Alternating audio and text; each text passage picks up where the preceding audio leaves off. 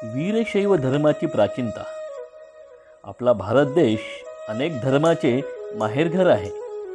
येथे फार प्राचीन काळापासून शैव, वैष्णव, जैन, बौद्ध इत्यादी धर्म अस्तित्वात असल्याचे आपणास इतिहासावरून दिसून येते.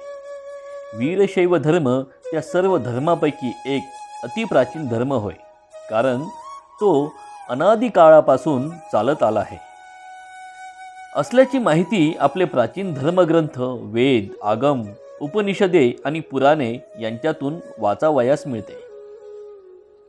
प्रत्येक धर्माची ओळख त्या धर्माचे देव, त्याचे आचार आणि विचार, पूजा करण्याची पद्धती या सर्वांचे तत्वज्ञान इत्यादी गोष्टीवरून होत असते.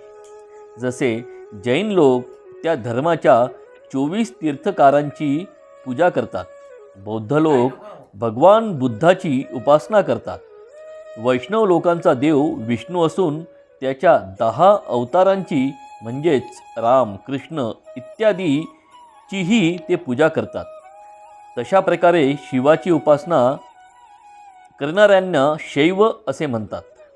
शिवाची उपासना 2 प्रकारांनी केली जाते. एक, शिवाच्या मूर्तीची उपासना. यात त्रिनेत्रधारी शिव, पंचमुखी शिव, नटराज, काळभैरव इत्यादी रूपातील मूर्ती असतात. तर दुसरे, शिवाची पिंड आणि शाळुंकासह देवळात स्थापन केलेल्या पाषाणाच्या लिंगाची पूजा. यातही ज्योतिर्लिंगे, ऋषीमुनींनी स्थापन केलेली लिंगे, मोठ्या योगी पुरुषांची स्मारक लिंगे आणि शरीरावर धारण करता येणारी लहान लहान शिवलिंगे असे अनेक प्रकार आहेत. अशा हजारो लिंगांनी भारत देश भरलेला आहे. अगदी काश्मीर भागातील बर्फाने तयार होणाऱ्या अमरनाथ ह्या स्वयंभू लिंगापासून तर ते दक्षिण भारताच्या शेवटच्या टोकावर असलेल्या रामेश्वर लिंगापर्यंत वर सांगितलेली सर्व प्रकारची लिंगे देशाच्या प्रत्येक भागात पाहावयास मिळतात. इतकी मंदिरे इतर कोणत्याही देवाची आढळत नाहीत. म्हणून खऱ्या अर्थाने सर्व भारताचा मुख्य देव हा शिव हाच आहे. शिवाची उपासना करणाऱ्या वीरशैवांचेही अनेक पंथ आणि संप्रदाय भारतात प्राचीन काळापासून आहेत. पशुपात, नाथ, कालामुख, कापलिक असे त्याचे भेद असलेले इतिहास व पुराणातून पाहावयास मिळतात. आजही नाथ, बैरागी, संन्यासी, साधू या रूपात असणारे शैव यांच्या मठातून अथवा हिमालयातील तीर्थक्षेत्रात मोठ्या संख्येने आढळतात.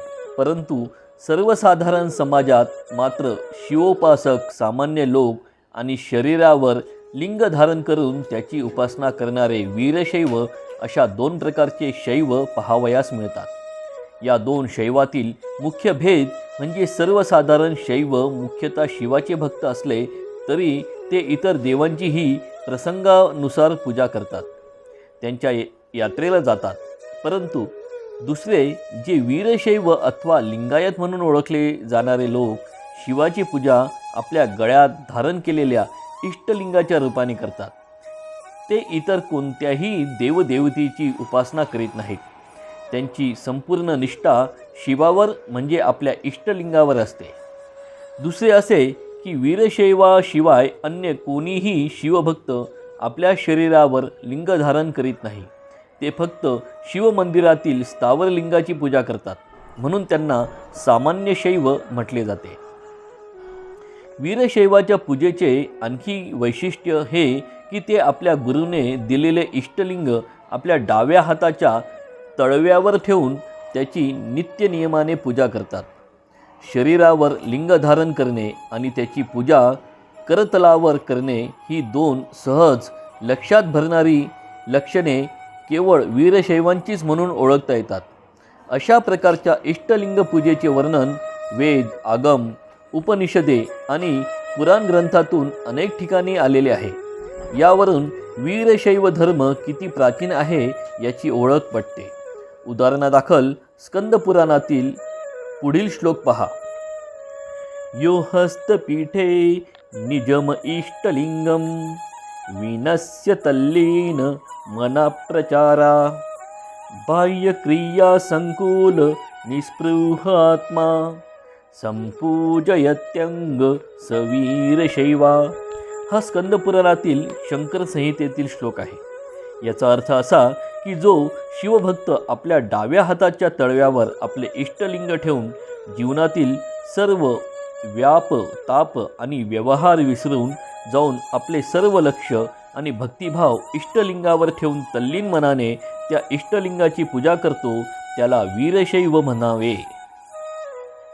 शिवाला सर्व देवांचा देव म्हणून महादेव म्हणतात. त्याच्या मूर्ती आणि लिंगे पाषाण, लाकूड, धातू, स्फटिक, रत्न इत्यादी वस्तूंपासून बनवितात. मूर्ती व लिंगाची स्थापना देवघरे आणि मंदिरात जाऊन त्यांची पूजा अर्चा केली जाते.